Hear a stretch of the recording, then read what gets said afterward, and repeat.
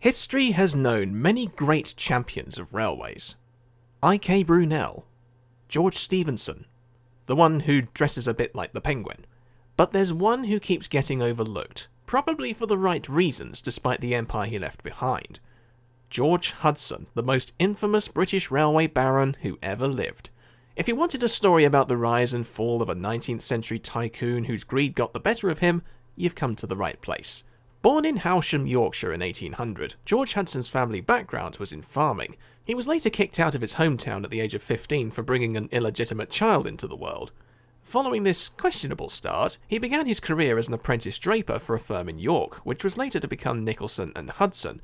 As you can probably deduce by that name, he impressed the firm with his commitment and by 1821 had bought out a share in the business, hence the new company title. His early fortune happened more by luck than ability when he was bequeathed a £30,000 inheritance from a distant great-uncle in 1827.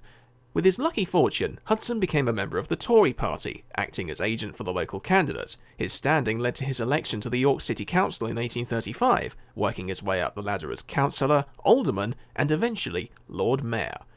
With a keen eye for business and entrepreneurship, Hudson couldn't help but notice the industrial economic boom that was going on around him, the iron horse that made it possible, and the money there was to make from it. So how did Hudson venture into railways?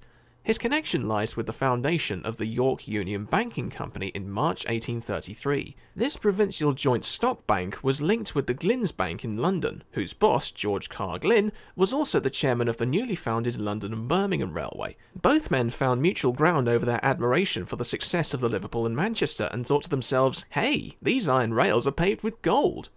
Well, there's no evidence to suggest they actually said that, but you get the idea.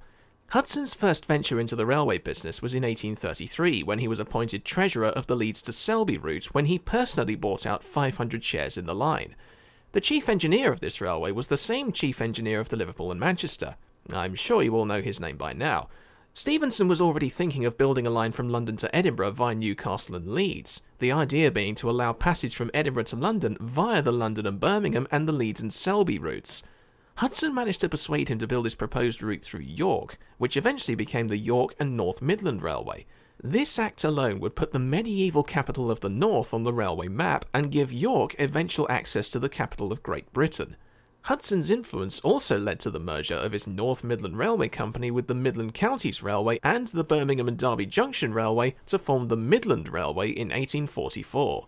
When railway mania reached its early peak, Hudson owned more than 1,000 miles of track, and his empire made up a quarter of Britain's network. And eventually his collection of companies in the York, Newcastle and Berwick area would merge into the North Eastern Railway in 1854.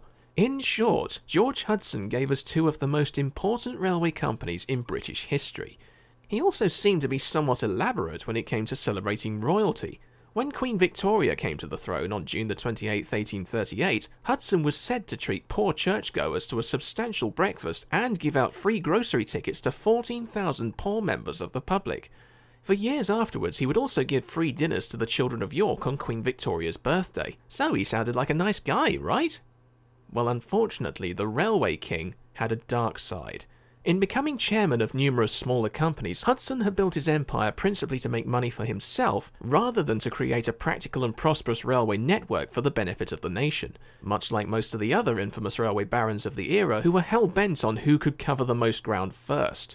On becoming Lord Mayor of York in 1837, he quickly gained a reputation for lavish spending while reducing costs by laying off staff and cutting wages. I know I said I would try to avoid talking politics in the first edition of this show, but in cases like these, there's really not much getting away from them, unfortunately.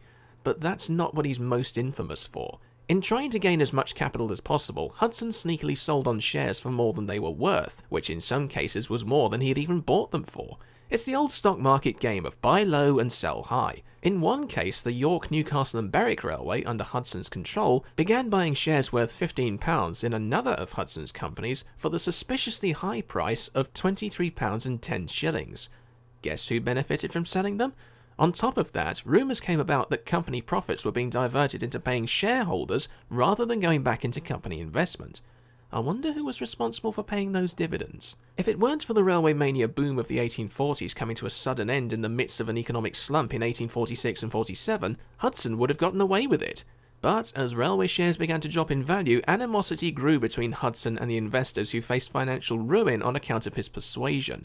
Not only that, but by 1844, Parliament were keen to build a faster route from York to London via Doncaster, which was later to become the Great Northern Railway and the lower half of the East Coast Main Line. But, keen to monopolise on all traffic from north to south, Hudson heavily opposed this and managed to delay its construction and opening by 8 years. No thanks in part for trying to get Parliament to authorise the building of a Midland Railway branch to Hitchin on the Great Northern's proposed route to London. Cheeky. Quickly being called out for his tricks by stockbrokers Horatio Love and Robert Prance surrounding the York, Newcastle and Berwick scandal, Hudson was eventually forced out of York City Council, resigned from his position in all his companies, and had to repay large quantities of money he had swindled from his associates. However, he wasn't able to repay all of his debts and subsequently fled to Europe in 1855, only returning to the UK to hold onto his seat in the House of Commons for the 1857 election. See, Hudson's incentive here was, as an MP, he couldn't be trialled for his crimes, but when he refused to emerge for the 1859 election, he was defeated. He was tempted back to the UK to run for office as MP for Whitby in the 1865 elections, but, unbeknown to him, it's a trap! Hudson was arrested soon after he landed and was imprisoned for 3 months in York Castle. Following release, Hudson's career as a politician and businessman was already over, and the chance of shareholders getting their money back had been dashed due to him being flat broke. His family and friends were able to scrape together £600 per annum for him to spend his final years in the company of his wife at their house in London. Today, the North Eastern and Midland Railway routes form part of 2 of the most important railways from the north to the south.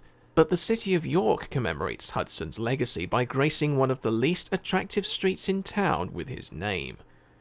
Funny, isn't it?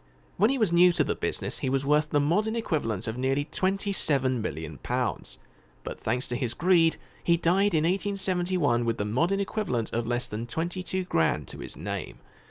So what can we learn from this?